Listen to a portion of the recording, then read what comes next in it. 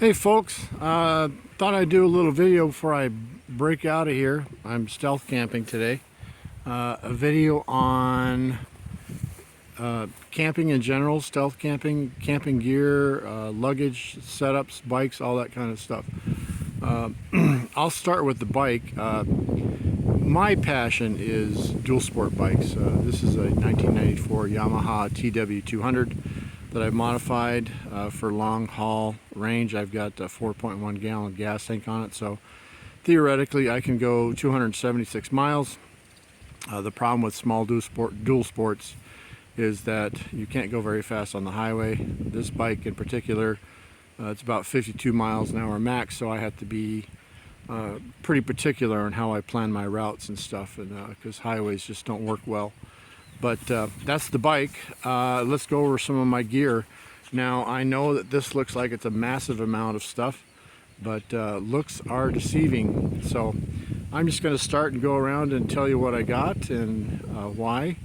To begin with, as far as mounting, or as far as racks, I have the Tusk rear rack on my TW200 and the Tusk front rack, which has worked out very, very well.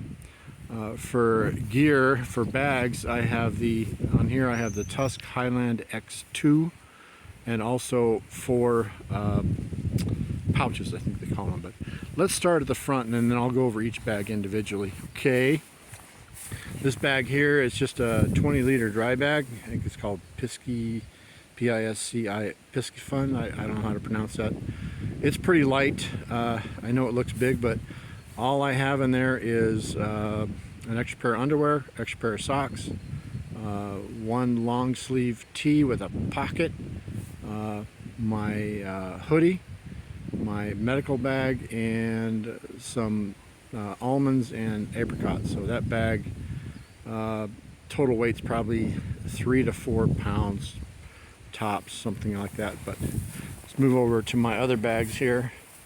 I do want to talk about this one here, this particular one right there. That is the Giant Loop Cactus Canteen 2-gallon water bladder. That sucker is awesome. I love that thing. It does come in a 1-gallon bag, which would probably work better for me, but I have the 2-gallon. But awesome piece of gear that you can use. Last year on our trip there was 3 of us, and that 2-gallon bag took care of all of us. We didn't have to buy extra water except for our backpacks. That's about it.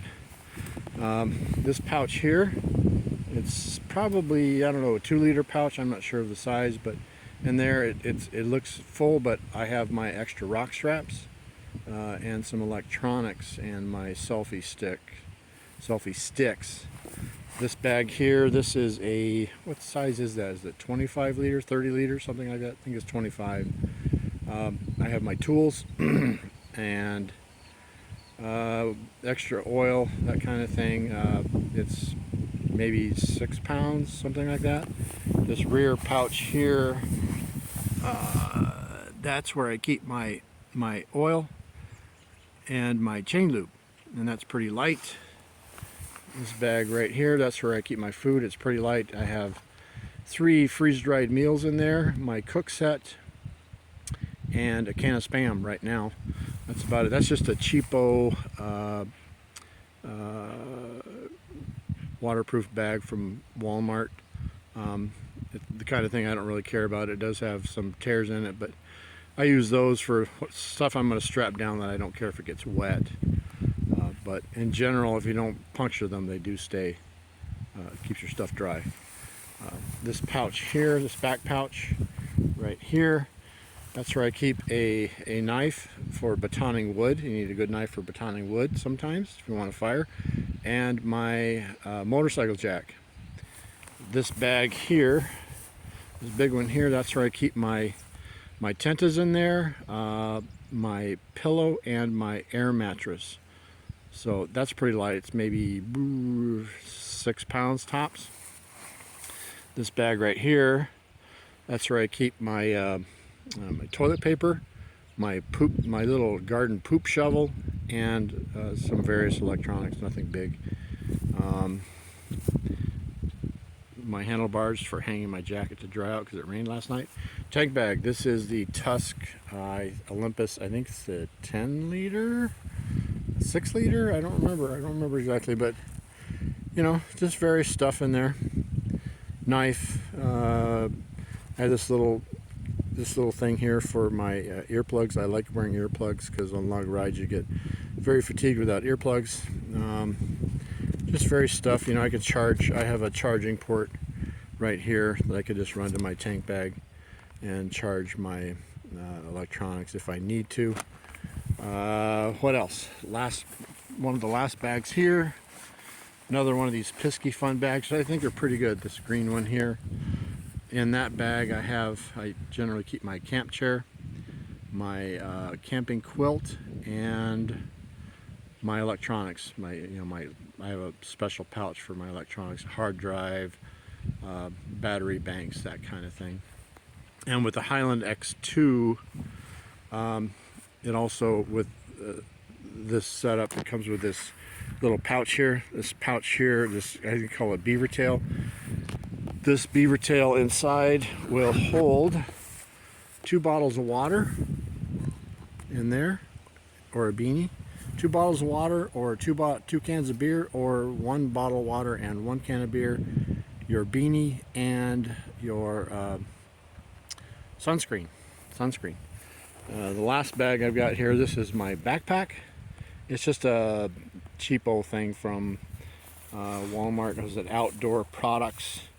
In there I have 3 liters of water, and one back pouch I keep my flip-flops in, and this other pouch here I keep my material that I pick up along the way, you know, maps and motor vehicle use maps and just stuff. And also there's some side pouches there. I'm a rock hound, so I carry I just put little rocks in there so I can have some souvenirs from on the trail. And that's my camp chair right there, which comes in handy. I don't always use it, but like when you're stealth camping, it comes in handy. One thing I do want to talk about, you see I have some stuff charging there. I have a USB or SAE type, SAE square plug to a USB port, which is right here.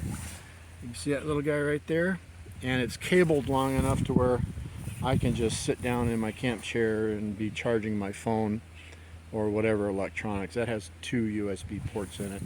That thing does right there. So, and that's coming off my battery. And what I will say about if you're going to use your battery for charging stuff, you better make sure that you have a bike with a kickstart, because I can drain my battery overnight.